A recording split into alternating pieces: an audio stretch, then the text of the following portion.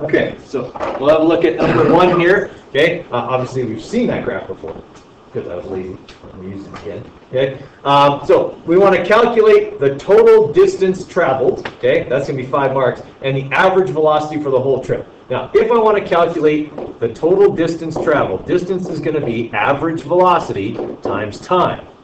Now, in order to get average velocity, okay, I have to look at whether the velocity is changing during that interval or whether it stays the same, okay, and then multiply it by the time, okay, and that means essentially then calculating the area of the shapes on the graph because the height divided by, or the height will be the average velocity, okay, and the base will be the time. So if we're looking at our graph here, all right, our first shapes, okay, look like this. We've got these 2 triangles here, okay? We've got a triangle here, and a rectangle, and a triangle, okay? We've got this triangle here, and then we've got a rectangle here and a triangle here. Isn't it a position versus time? Sorry, it's position versus time graph. You know what? I changed that because it wasn't velocity versus time graph in your notes. Okay, false alarm. Forget everything I said because it's now position time graph. Okay, which makes this a bit easier. We're still going to look at our average, or sorry, to get our average velocity. Okay, we want our total distance. So to get our distance, we need to do each section. Okay, which is kind of like actually calculating displacement, except we're not going to care whether it's positive or negative. Okay, so how far do we go during this section of the graph? 0. Okay, and then we go from 0 to -3, so that's 3 meters. Right? Then we go from -3 to 2, so that section is 5 meters. Then we don't do anything, so that's 0. Okay, and then we go from 2 to -6, so that's 8 meters. Then we go from -6 actually all the way back to 0. So I'm just going to say that whole section is 6. Okay, and we'll be good. It doesn't matter that it's broken up into sections. We just get back to 0. All right. So if we're going to do that, so you're going to get 1. If we were marking this, you get 1 mark for each one of those numbers. Okay. Then we have 8, 16, and 22 meters as our total distance traveled. Okay. Graph on. See how important it is to read the graph? I just went with what I used before last time. Okay, now average velocity over the whole trip. Okay, what does velocity use? Distance or displacement? Displacement. All right, what's the displacement on this graph?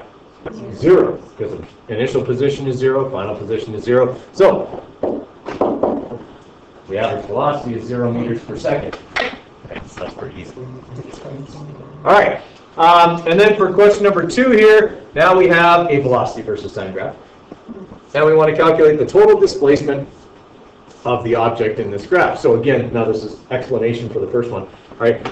During this section of the graph, the object is traveling at a constant velocity of 4 meters per second for 2 seconds. All right, so displacement is average velocity times time. Since the velocity doesn't change, the average velocity is 4, and the time is 2. That's base times height, which gives me 8 meters. Okay, actually positive 8 meters. All right, for this part of the graph, the velocity decreases or changes from 4 to 0. Okay, my average velocity then will be halfway between 4 and... My average velocity will be halfway between 4 and 0, which will be 2. Okay, that's why we do base times height over 2. Okay, so our average velocity will be 2 times 2 is 4. Okay, and so the area of this one is 4 meters, which means our total displacement is positive 12 meters. Okay, pretty straightforward. Okay, that one I'm pretty sure I used on a unit exam not long ago. Right? So that's exactly, I said I wouldn't ask you one that had 9 parts on a unit exam. This tells me, can you do it? You remember how to do it? And it doesn't take you half an hour. Right? Expect ones kind of like that. Okay. You guys didn't get to the digital workbook stuff on acceleration. Okay, so I'm just going to kind of go over a few of the acceleration questions. Okay, maybe we'll just walk through a few of them together here now. Okay, so you guys did all those handwritten examples, right? Okay, including the ball rolled up a hill? Okay, good, because that's it. All right. Did you do number 6? Yeah. Okay, let's do this one. All right. Something that's on your formula sheet is acceleration due to gravity. Remember your formula sheet on the back of your periodic table. Okay? Is the acceleration due to gravity. On Earth, the acceleration due to gravity on average is 9.81 meters per second squared. Okay? That means that an object that falls on Earth accelerates at 9.81 meters per second squared. So in its first second, okay, it will accelerate at that rate. And fall about 4.5 meters. And then the next second, it will fall even faster.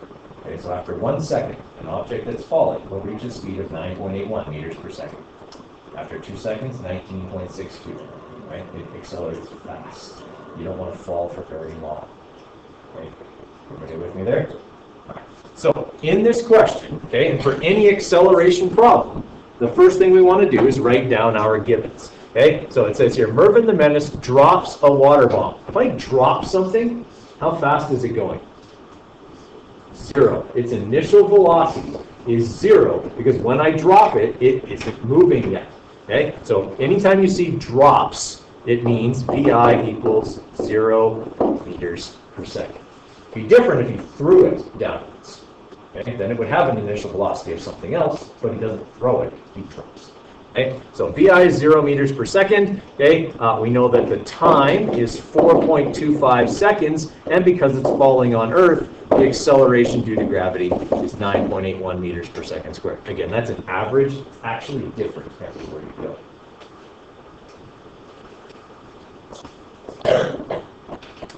Not by a lot. I'm going to get the impression that there's places on Earth where you'd be like way lighter than anywhere else. It's like, I think the weakest would be 9.77 or something like that. It doesn't change very much.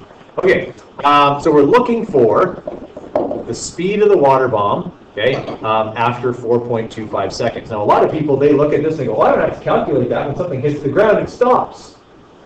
Except we're not talking about after it stops. That's a whole other acceleration, okay? That's it coming from whatever speed it hits the ground at to 0 after. That's different. Okay, we're saying the instant it hits the ground, how fast is it going? So we're looking for VF. So I have A equals VF minus VI over T. And I want to solve for VF. So I have to use my rules of algebra here. Okay, I want to move what's not attached to VF first. Okay, what's not attached? T. All right, I'm dividing by T right now, so to move it, I would multiply. All right, so I'm going to multiply both sides by T. T cancels over there, it comes over here. All right, then I need to add VI. I mean, because I'm doing algebra, I need to add VI. Practically speaking, do I need to add VI? Because VI is what in this question? 0. Doesn't really matter, right? Okay. But just for the sake of doing the algebra, to get rid of VI, I would add it to both sides. Okay, so what we're really saying here is that the initial velocity plus, so that's this, plus the change in velocity equals the final velocity. Okay, that's what we're saying when we manipulate that formula. So now we're solving for VI. So 0 plus 4.25 times 9.81 will give me 41.7 meters per second as the final speed of water bomb. So like in this type of question, when like VI equals 0, do we have to can we just cross it out, or do we actually have to add it to the other side? You can do whichever you please, just show me that which one you've done on your work. Because if you screw something up, I can still give you part marks for your method. Okay? All right, does that make sense to everybody?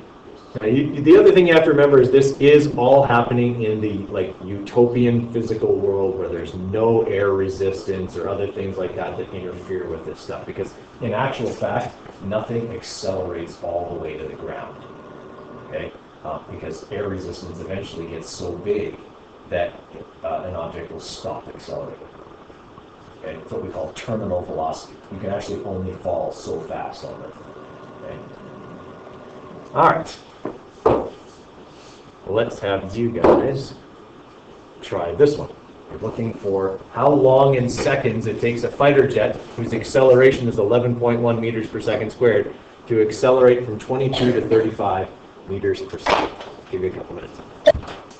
All right, so for this one here, they're giving us the acceleration. So again, write down your givens. You get a mark for those. Okay? And if you're like totally lost on a physics question, at least you get something by writing them down. Okay? And I mean, chances are, guess at a formula. Okay? It might work. Okay? We got VI equals 22 meters per second. VF equals 35 meters per second. Okay? And I'm looking for how long this takes, so I'm manipulating the formula for T. So A equals VF minus VI over T. Nothing is zero in this question, so I can't just kind of eliminate anything this time. I want to solve for T, but T is on the bottom of this equation. Can I solve for it there? No, I can't. It's just like V equals D over T. Whenever we wanted to solve for T, we had to move it. Okay? So I'm going to multiply both sides by T, bring it over here. Now it's on the top where I can solve for it. What do I have to do with A? Divide it over to the other side. Okay? Because I'm multiplying. So I'm going to divide both sides by A, and my new formula will be T equals VF minus VI over A. Essentially, just kind of cross-multiplying those two things. Okay? So now I've got the formula set up. Now I can put in my numbers. 35 was my final, 22 was my initial, and the rate of acceleration was 11.1. Okay, now key thing here in your calculator. You do have to outsmart your calculator here when you punch this in. It will do order of operations unless you tell it not to, right? So if I go the way this is supposed to work, 35 minus 22, 35 minus 22, okay, and then divide that by 11.1, okay, I get this number. If I don't type it in that way, my calculator will do this first and then subtract. Okay? Makes a big difference, doesn't it? Right? We have to make sure that we're doing this according to the formula. Sorry, but if your calculator like did it the right way without putting in brackets or anything? Then you're very, very lucky. All right. Yeah. Okay? Because it shouldn't. It should have done 22 divided by 11.1 and then subtracted that from 35 because that's order of operations. Okay? All right, so we've done one where we solve for VF, one where we solve for T. That's a T one.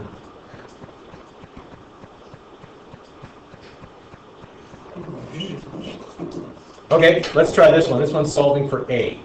Okay, this one's solving for acceleration. But the context of this question is a little bit trickier. Okay, what do we notice is in here that wasn't in any of the other questions? Positives and negatives, right? Remember, acceleration is a vector quantity, right? So we need to be, denoting acceleration as a directional. Okay, so I'll give you a few minutes to try that. Okay, so for this one then, okay, we want to write down our givens again. It says it's coasting backwards down a hill at 3 meters per second. So I don't know how many of you have ever driven a standard, okay? But you sometimes start to roll backwards before you let out the clutch. I know that's really. Probably none of you will ever drive like they're being phased out, but okay, our initial velocity is negative 3.0 meters per second, okay, or 3 meters per second backwards or downhill or something like that. Okay, they get the engine started, and then after 2.5 seconds, that's time, okay, the car is moving at positive 4.5 meters per second or 4.5 meters per second up the hill. Okay, we want to find the acceleration. Well, the good news is we don't have to manipulate the formula, but we do have to be mindful of the positive and the negative. Okay, if this thing's going to start moving backwards and end moving forwards, its acceleration is definitely which way? Forwards. Right? If it started moving backwards and ended up moving forwards, it had to accelerate forwards. There's no other way. Okay? So I should end up with a positive number here when I'm done. If I don't, then I know I did something wrong. And that's actually something you want to think about when you're solving a problem. Okay? Kind of think it over in your mind and get yourself an idea of what answer or what kind of answer you should get. And if you don't, then you can kind of, oh, I must have done something wrong in the calculation. Okay? All right, so I'm going to just plug in my numbers here. VF was positive 4.5 minus negative 3.0. That's going to be like adding, so I will get a positive number. Okay, divided by 2.5 seconds. All right, so 4.5 minus negative 3.0 should give me positive 7.5 divided by 2.5 should give me 3.0 meters per second squared in a positive direction. Okay, so direction is important. Do we need that 0 in the answer? Yes, because everything in that question has two significant figures. Remember I was talking about that? All right, so what's the one thing we haven't solved for VI, right? Let's solve for VI. No, it's that. And no, it's that. And that one. Ah, there we go. Okay, there's an initial velocity one. Try that one, and then we'll call it good. Okay, so again, we want to write down our givens. Rider accelerates to a velocity of 7.5 meters per second. Initial or final? Final. Okay, because it says they accelerate to that velocity, not from it. Okay, that happens over 4.5 seconds. Okay, bike's acceleration is 1.4 meters per second squared. Okay, and we're looking for the initial velocity of the bike. Okay, so we got A equals VF minus VI over T. The trick with solving for VI is if you leave it on the right side, it's negative. Okay, if you're okay with that, you can leave it over there. Just remember that you have to switch the direction when you're done. I hate that because I always forget that I solve for something that's got the opposite sign and I forget to do it. So what I do is I always manipulate and make something positive when I do that. So what I'm going to do is multiply both sides by t, because I'm moving what's not attached first. Then I'm going to add VI over here. Okay? By doing that, VI is now positive, and I don't have to think about what direction it will come out to the right direction when I solve. Now, what do I need to do to t times a? I need to move it back over there by subtracting. This is where you got to think order of operations. If I did this operation here, VI plus t times a, I would have already multiplied t times a before I added. So this is really just one number, and I can subtract it over all together. Okay, so VI equals VF minus t times a. Okay, I mean, remember, if VF is VI plus t times a, then VI should be VF minus t times a. Is that fair? Okay. So we've got our 7.5 minus 4.5 times 1.4. Right? When we do that, we should get positive 1.2 meters per second. I don't think that was the answer. You probably did it similarly. Yeah. Yeah. It was VF times A. That's what I thought. That's the problem. VF divided by t times a. No, that shouldn't have got you the same answer. I thought it was two.